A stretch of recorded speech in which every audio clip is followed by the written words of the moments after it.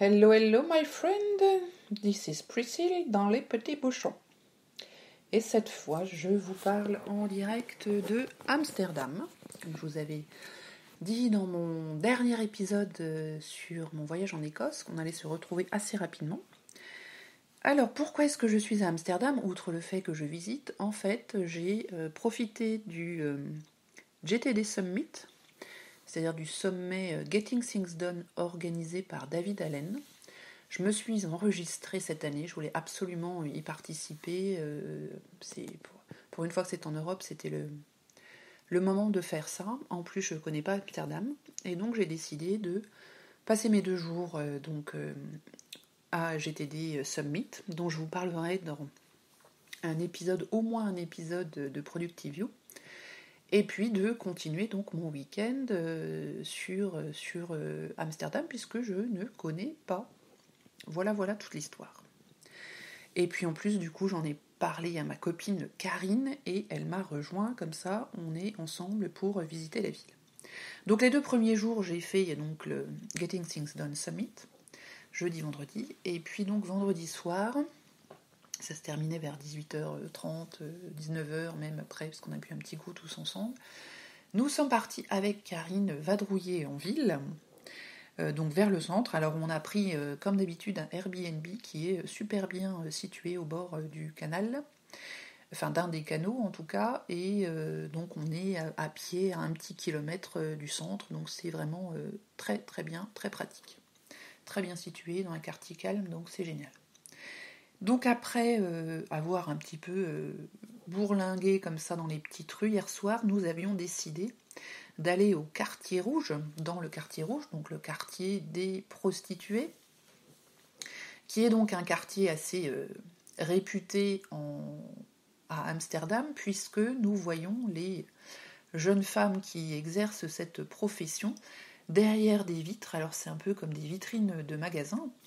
Et puis donc on les voit là derrière, et puis c'est le quartier rouge, puisqu'il y a des petites lumières rouges partout. Donc évidemment on n'a pas le droit de prendre de photos, bien évidemment. Donc des femmes plutôt très très jeunes, et alors c'est complètement blindé, mais blindé. Alors les rues sont étroites dans cette partie de la ville. Il y a autour des canaux en plus, donc c'est vraiment pas très large. Et c'est tellement rempli de monde qu'il y a donc des agents de circulation de la ville avec des gilets orange ou rouge qui guident, qui vous disent qu'il faut marcher sur tel côté de la route et pas tel côté pour qu'on puisse avoir quand même 2 fils de circulation. C'est impressionnant. Alors c'est très masculin du coup la population dans ce coin-là. Enfin, beaucoup plus masculin que le reste de la ville, je vous laisse deviner pourquoi. Et c'est archi blindé, c'est impressionnant. Donc il faut savoir que la prostitution est légale en Hollande. Et puis donc les jeunes personnes qui donc exercent cette profession-là, elles louent donc leur petit local. Apparemment ça marche comme des espèces d'équipes, 24 heures sur 24, même s'il y a des heures creuses dans la journée. Et donc elles louent le petit local où elles reçoivent leurs clients. C'est assez curieux. Des jeunes femmes, donc tout ce qu'on a vu, vraiment très très jeunes, refaites de partout, ultra maquillées, enfin voilà, et puis dans des tenues extrêmement légères, bien évidemment. Donc assez curieux, on n'a pas l'habitude de ça. Alors c'est sûr que ça ne ressemble pas du tout au tromblon qu'on peut voir quand on traverse le bois de Boubou à Paris. Mais voilà, bon, c'était à faire, nous l'avons fait. Alors cette zone est située donc le long d'un des canaux qui va directement se jeter dans, à terme, la mer, puisque cette partie donc, de la ville a toujours été habitée par les prostituées, puisque ça date donc ça du 16e, 17e siècle, ou notamment 17e siècle, ou à une période où ça s'appelle l'âge d'or, Amsterdam est devenu vraiment, en quelques décennies, une grande ville commerciale, voire une des plus grandes places commerciales au monde à l'époque. Et on va en reparler un petit peu plus loin. Et donc forcément, les navigateurs, les marins, voilà, il y avait quelques besoins à assouvir.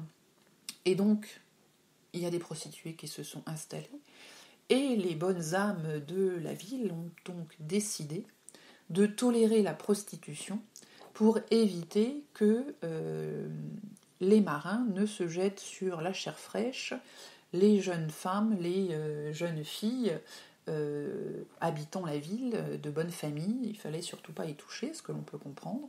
Donc, entre guillemets, voilà, la prostitution était une façon de pallier et de sauvegarder la jeunesse locale. Tout ça avec la bénédiction de l'Église, mais là je vais vous en reparler un petit peu plus tard. Donc voilà, ça c'était hier, donc on a quand même beaucoup marché. Hier, j'ai fait pratiquement 20 000 pas dans la journée, et on est rentré assez tard, bien évidemment, parce que ça a duré un petit peu longtemps, notre visite de la ville by night, qui était vraiment très beau. Alors évidemment, il y a les petits canaux partout, les petites lumières, les petits bateaux, c'est ultra beau, franchement adoré. Ce matin, nous sommes partis de bonne heure et de bonne humeur, et nous avions rendez-vous à 10h, au centre-ville toujours, pour faire un tour guidé à pied. Donc la société que nous avons utilisée s'appelle Freedom Tour, que je vous recommande. Donc on s'inscrit, on ne paie rien au moment de l'enregistrement, enfin de l'enregistrement de la souscription si vous voulez dire, et c'est à l'issue du tour en fait que l'on donne un pourboire à la personne qui nous a fait visiter. Donc nous étions avec Sergio, et là on a eu vraiment une visite top, donc je vous recommande vraiment. De toute façon, si vous préparez votre visite avec TripAdvisor, vous allez voir qu'ils n'ont que des 5 étoiles.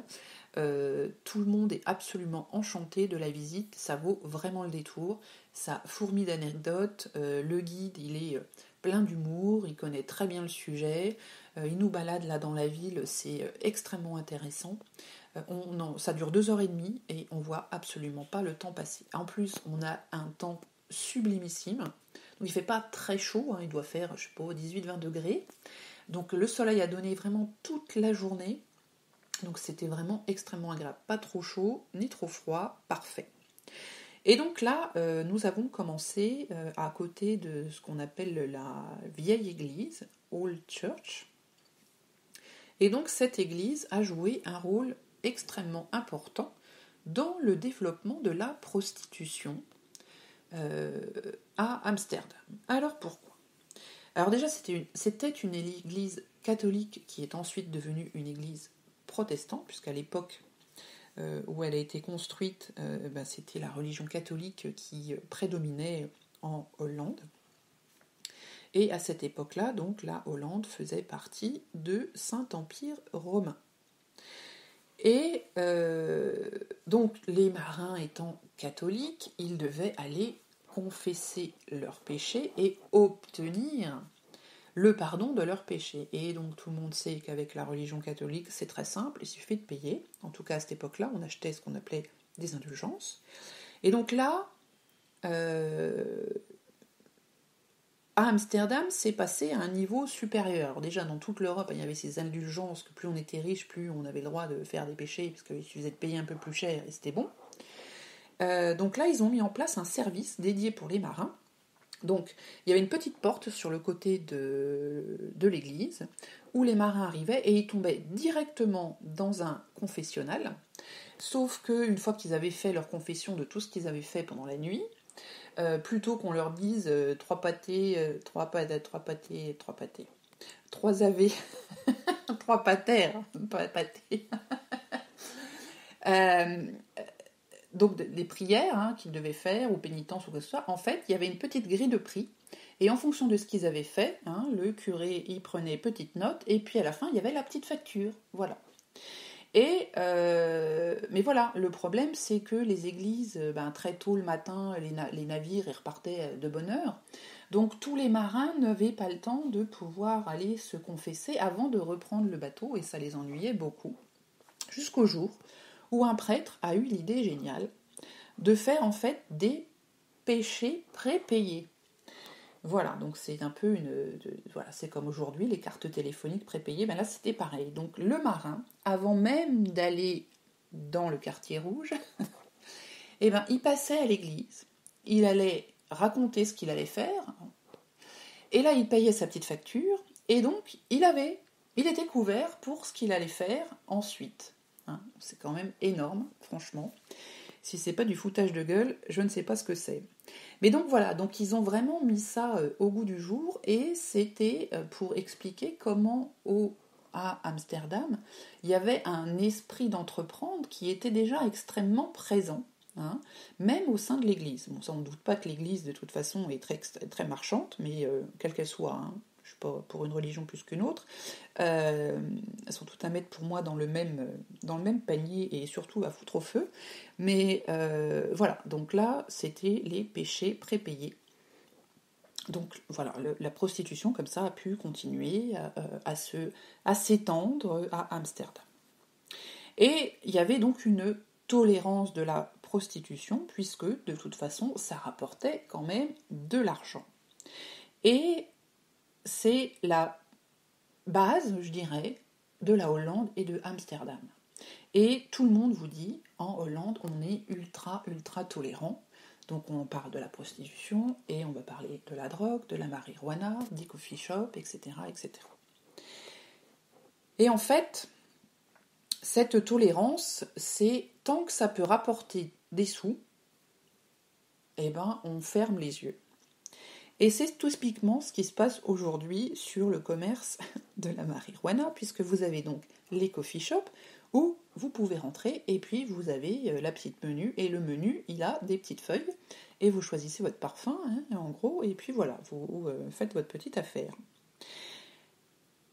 Alors que en Hollande, la marijuana n'est pas autorisée, hein, c'est pas en vente libre, c'est pas du tout quelque chose d'autorisé, c'est juste toléré dans les coffee shops.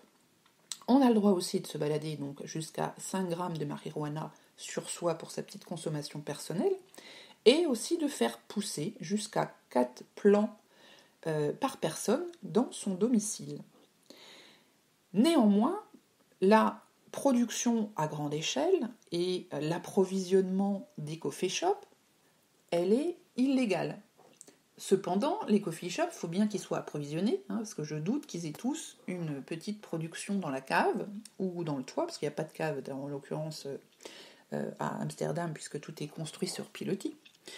Et donc ça, c'est un autre grande hypocrisie, quoi. C'est que je peux consommer dans le petit coffee shop, et le gouvernement ferme complètement les yeux sur la façon dont ces boutiques sont approvisionnées, forcément par des trafiquants de drogue, hein, parce que ça pousse pas le long des canaux.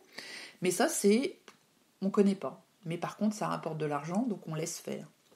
Et ça, c'est absolument exceptionnel, hein. C'est tant que ça rapporte de l'argent, eh ben, on ferme les yeux. Sauf que ça a quand même eu des avantages, notamment dans les années 50-60, où il y a beaucoup d'Asiatiques qui sont venus s'installer à Amsterdam et qui ont rapporté avec eux, il n'y avait pas que de la marijuana, ils sont venus surtout avec beaucoup d'opium et de l'héroïne, puisqu'avec l'opium on fait l'héroïne. Ce qui a fait que dans les années 60, comme c'était très toléré, il y a tout un tas de jeunes gens un peu hippies, machin, qui consommaient beaucoup. Ce qui a fait que dans les années 70 et 80, Amsterdam, en tout cas le centre, c'était un vaste champ de drogués. Il y avait des dizaines et des dizaines de milliers de junkies qui erraient dans les rues, à tel point que les rues, les magasins étaient fermés. Il y avait des rues entières qui étaient appelées les chemins de l'héroïne, enfin des trucs absolument farfelus, épouvantables. Et le gouvernement a décidé à ce moment-là de créer la tolérance sur la marijuana, et ça a eu un effet de réduire la consommation d'héroïne, donc c'est plutôt positif, et ce qui fait qu'aujourd'hui, la Hollande est le pays en Europe avec le plus bas taux de consommation de l'héroïne. Voilà, donc ça s'est transféré, on va dire, sur la marijuana, si on peut dire. Donc ça, c'était pour parler un petit peu de la drogue. Amsterdam aussi, donc c'est devenu une ville très marchande, parce que c'est la ville qui a inventé la bourse, ou la bourse, l'échange, le stock exchange. Le but était à l'époque de financer des bateaux pour pouvoir aller à la conquête de l'Asie et à la conquête du marché des épices. La Hollande était un petit pays, ils n'avaient pas à l'époque beaucoup de moyens, ils n'avaient pas de bateau, ils n'avaient pas les cartes pour aller voyager. Donc ils se sont organisés pour faire venir des cartes en utilisant. Ils ont accepté donc à ce que des Juifs viennent s'installer, puisqu'ils étaient un peu persécutés partout en Europe, donc ils les ont accueillis en Hollande, moyennant un petit marché qui leur demandait d'aller voler des cartes au Portugal, notamment, pour expliquer comment est-ce qu'on se rendait en bateau en Asie. Et une fois qu'ils ont eu les cartes, ils se sont dit il faut qu'on construise des bateaux, et là pareil, ils n'avaient pas forcément de flotte à cette époque-là, pas forcément les moyens, puisque entre-temps le pays était passé donc du Saint-Empire romain à une république, une première république en Europe. Donc il n'y avait pas de roi comme dans les autres pays, comme en Espagne ou au Portugal, qui sponsorisait les grandes traversées vers les Amériques et autres. Donc là, on était une république. Donc ils ont créé la première société à action, qui a donc levé des fonds dans tout le pays, et quasiment tout le monde avait des actions.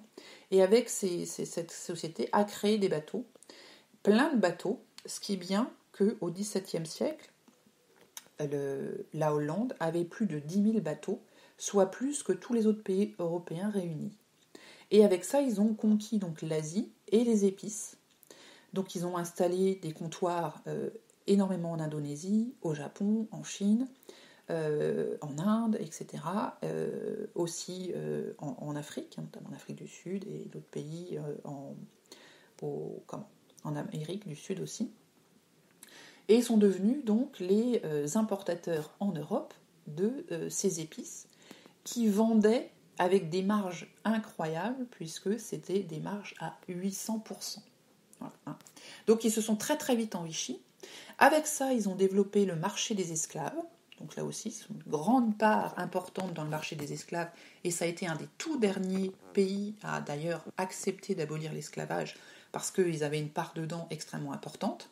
Donc comme ils avaient des comptoirs en Afrique, bien évidemment, ils ont fait une triangulaire pour pouvoir approvisionner les Amériques avec les esclaves. Donc ils avaient, business is business, et quoi que ce soit qu'on transporte, c'était toujours bon à prendre. Et puis voilà, donc ça n'a pas duré. Ils ont été aussi à l'origine de la première crise boursière qui a eu lieu en 1637, puisque la culture des coquelicots, mais pas du tout, des tulipes, était aussi sponsorisée entre guillemets par des actions. Et il y a un moment, le marché de la tulipe a tellement flambé qu'un bulbe représentait l'équivalent actuel de 1 million d'euros. Donc ça a explosé, c'était le bulbe, la bulle du bulbe a explosé à ce moment-là, et ça a été la première crise boursière mondiale qui a conduit à la ruine d'un certain nombre de familles à Amsterdam et en Hollande. Voilà, donc tout ça, c'est ce que le petit jeune homme Sergio nous a expliqué sur la ville. Enfin, c'était absolument passionnant, plus tout un tas d'autres petites choses sur l'architecture. Alors, toute la ville, évidemment, a été construite à la base sur des marécages, donc c'est que de l'eau, que de l'eau, que de l'eau. On est sous le niveau de la mer, donc il y a des grands barrages, en fait, qui empêchent la mer de venir submerger toute une partie de la Hollande. Et puis tout est créé donc sur des pilotis. Les maisons sont extrêmement étroites, puisque la taxe d'habitation, entre guillemets, est calculée avec l'emprise au sol. Donc plus c'est étroit, la hauteur n'a pas d'importance, mais donc du coup il fallait que ce soit super étroit pour payer moins de taxes possible. Et en dessous, donc on a des pilotis en bois qui maintiennent les maisons, et donc ça peut être, en fonction de la taille des maisons, quelques dizaines à plusieurs milliers en fonction de la taille des bâtiments. La gare centrale d'Amsterdam, et elle aussi, par exemple, sur des pilotis. Donc là, je ne sais plus, il y a des dizaines de milliers de pilotis. Le jeune homme nous a dit le chiffre, mais je ne m'en souviens plus. Et puis toute l'eau sur laquelle il y a les maisons. Donc l'eau est drainée pour être mise dans les canaux qui vont se jeter ensuite dans la rivière Amstel. et on essaye donc de drainer au maximum le sol, d'enlever la boue de ces canaux pour qu'ils soient à peu près navigables, et c'est la boue séchée en fait qui fait un peu la terre sur laquelle on marche, hein, où il y a les rues et tout ça. Donc c'est très bien expliqué. Donc c'est très impressionnant, c'est absolument magnifique à voir cette ville, hein, au niveau architectural, tous ces petits canaux en plus partout, il y a des moments où on se croirait un peu à Venise, paraît-il, je ne suis pas encore allée mais je vous raconterai si c'est effectivement le cas. Donc il y a des petites embarcations partout, il y a des petites péniches, il y a des bateaux qu'on peut aussi louer en tant que particulier, on peut dîner, il y en a qui faisaient des barbecues hier soir, c'était très sympa carrément sur le bateau, très très beau à voir. Donc ensuite, après cette visite à pied, donc de 2h30, nous sommes ensuite allés déjeuner et nous avions réservé une petite croisière. Alors il y a des très grands bateaux et puis il y en a des plus petits, donc nous on avait réservé un plus petit bateau, tout en bois, électrique, parce que la plupart des bateaux donc, sont électriques, parce que imaginez bien, ça sert à rien de faire rouler tout le monde à vélo et puis d'être très écolo si en plus dedans on a des milliers de bateaux qui crachent à mort de la fumée partout. Donc là les bateaux sont électriques, donc il n'y a pas de bruit et pas d'odeur, c'est quand même très agréable, enfin très peu de bruit en tout cas, et pas d'odeur. Donc là, c'était un petit bateau, nous étions 20-25, tous mis en U un peu, avec des petites tables, où on pouvait prendre du café, des boissons, etc. Et puis notre pilote était aussi notre guide, donc c'était assez flippant, parce que du coup, il mettait le bateau sur les rails, entre guillemets, il venait nous parler, il recourait remettre la barre dans le bon sens, enfin c'était assez impressionnant. On passe sous des ponts super bas, donc les bateaux sont très très bas, et les arches sont vraiment pas étroites, hein.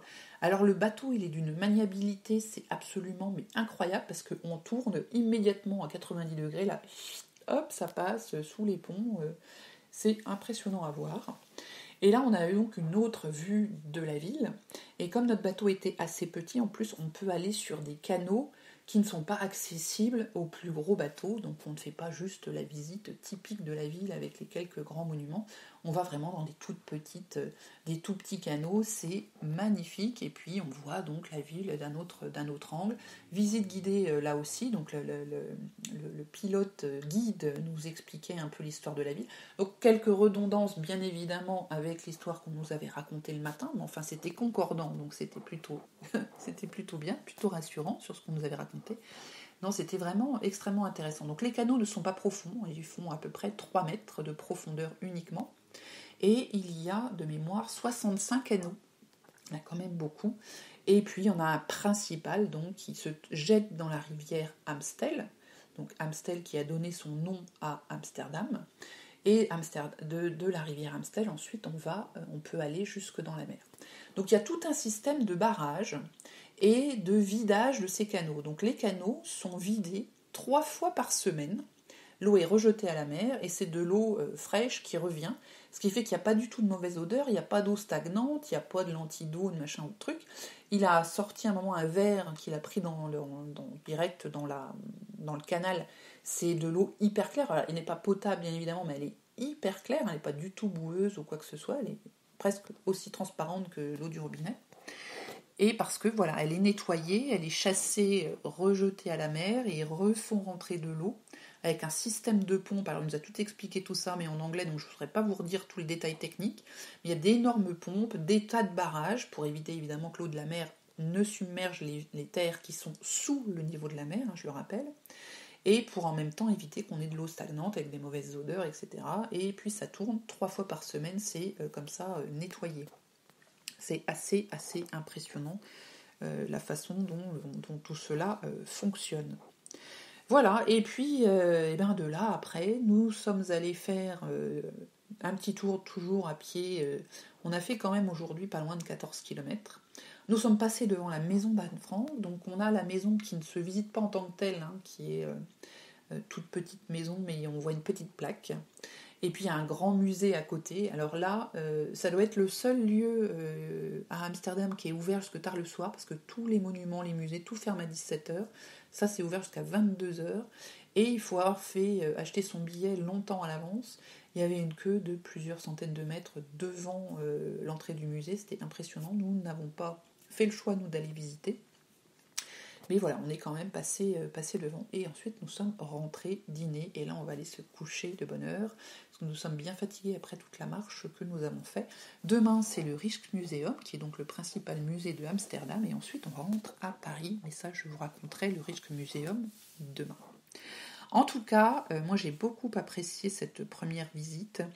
J'ai beaucoup aimé ces explications de l'esprit marchand qui anime la Hollande. Ils sont réputés pour être des marchands, ça date depuis des siècles. Et cette pseudo-tolérance qui n'est en fait que tant que c'est bon pour le business, on tolère. Voilà. Donc c'est très, très tourné business, quoi. C'est pas... Bon, enfin bon, au moins ils ont pas là, ils l'admettent. Je dirais, dans leur hypocrisie, ils admettent que c'est parce que c'est bon pour les affaires. Et comme dirait l'autre, l'argent n'a pas d'odeur. Voilà pour ma journée et demie sur dans la jolie ville de Amsterdam en Hollande. Eh bien écoutez, demain je vous referai la suite pour vous expliquer notre dernière journée et le retour. Bye bye à tous, ciao.